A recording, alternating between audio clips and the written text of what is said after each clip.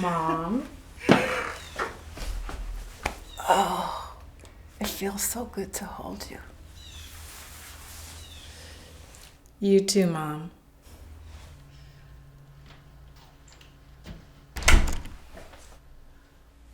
You still have Stitch? Yeah, I found him packed in a box.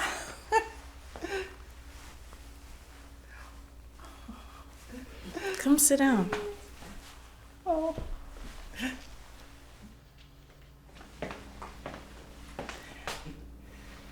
This is a first. Well, I figure after all the meals you made for me, I owe you at least one homemade. One? Don't look a gift horse in the mouth.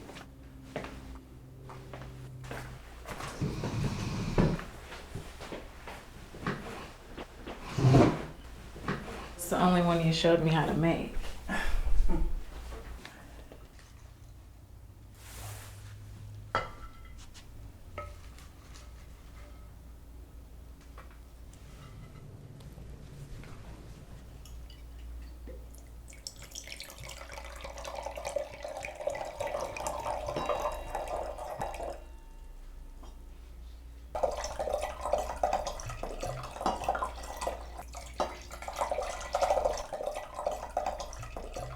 Where's Luke?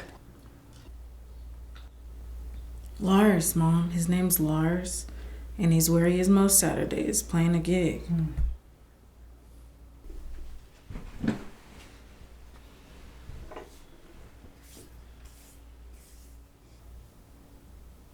What's going on, honey?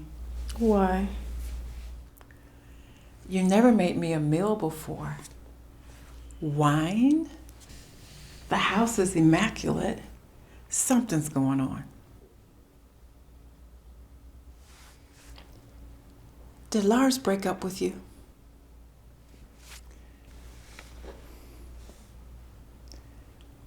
You're not. Oh my God. You're pregnant? That's wonderful. Or not. Why are you so upset? Why? I just finished college and I'm working at the Red Owl supermarket, Mom. I have school loans, I don't have insurance, and the last thing I need right now is a baby. On top of that, we can barely afford to live here as it is. What about Lars? He's only working weekends, one-nighters. I see. I don't know. I just wanted to talk. Okay.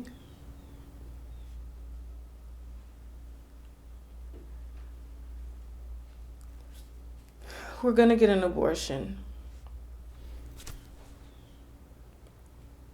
You solid on that? We talked it over very thoroughly. I have no choice. I hope you don't want me to talk you out of it. No. I don't know what I want. I just feel bad. And I don't know why. Just because they talk about it on TV, like it's just another political issue, doesn't mean it ain't painful.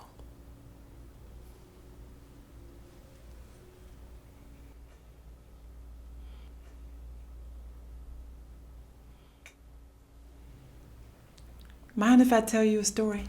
Just don't preach, okay? You know I don't preach. I had a friend many years ago, about your age. She had money troubles too. A whole lot worse off than you, actually. How so? She had a very committed relationship with cocaine. That'll drain your resources, let me tell you. The only good thing she had going on in her life was her boyfriend. She loved him something terrible. They were planning on getting married. And then She got pregnant? like you, she decided to abort. Maybe have a child later when they could afford it. They took the L together down to the abortion clinic. He even stayed with her in the waiting room. It took forever. So they started talking and asking themselves what-if questions. Like, what if the abortion went bad? More like, what if it's a little girl who becomes a doctor? Or what if it's a little boy who becomes president? You know, silly stuff like that. I think I know where you're going with this. Okay, I'll stop right here. Mom. Fine. They had a lot of time to talk, but in the end, they still didn't come up with any solutions. They didn't have the money or the time. And hey, they could always have a child later. On top of it, she was getting the shakes from not having cocaine for a few days. So she went through with the abortion and regretted it her entire life. That's where you're going with this. Valid.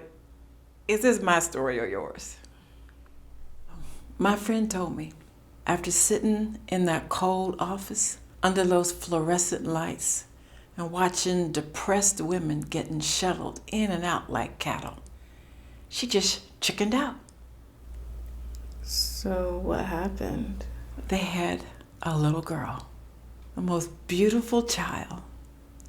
She was so precious, and she felt so in love with her that it changed her life forever. She never did drugs again after that. You're trying to make me feel guilty. Is that it? It's your decision. It's your body. A child is a big responsibility. No one should ever talk you into that. Yeah. And no one should ever talk you into having sex again without wrapping that fella up. No preaching, huh, Mom?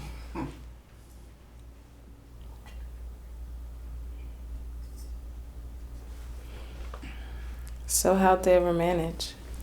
You find a way. Always. The important thing is that child became the center of their life. She wasn't perfect, mind you. She could be a pain in the ass. Did she ever second guess her decision? Honey, you second guess buying a pair of shoes. You don't second guess having a child. Did you stay in contact with her? Ever talk about it? Only once. She couldn't. Just the thought of what the world would have been like without her little girl was just too much. That baby saved her life. So where's her daughter now? You ever talk to her?